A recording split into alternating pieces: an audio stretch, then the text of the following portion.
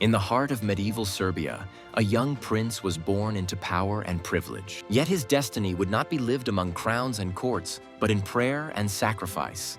Born Rastko Nemanjic in 1146 AD to the ruling family of Serbia, he might have become a king, but his soul yearned for something far greater: God himself. At a young age, he fled to the holy monastic community on Mount Athos.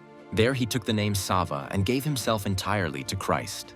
There he and his father founded the great Hilandar Monastery, a spiritual bulwark for Serbian monastic life. Eventually, Sava was called back to his homeland not to rule with power, but to save his people's soul. In 1219, after journeying to the refuge of the exiled Patriarch in Nicaea, Sava won autocephaly for the Serbian Orthodox Church, becoming its first Archbishop, a moment that transformed not only the faith of Serbia, but its entire identity as a nation. But Sava's greatest miracle did not happen in a council hall.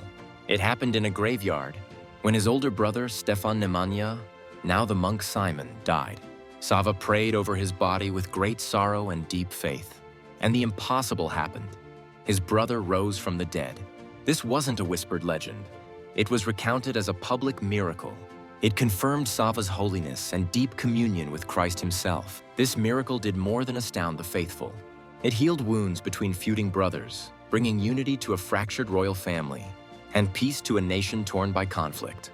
With his brother restored and reconciled, Sava continued his mission, building monasteries, schools, and churches throughout Serbia, giving the Serbian people not just a church, but a soul.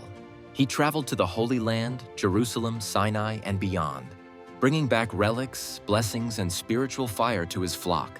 Wherever he went, people felt the strength of his prayer and the gentleness of his wisdom. Sava's life was a bridge between the heavenly and earthly, between a scattered people and a unified faith.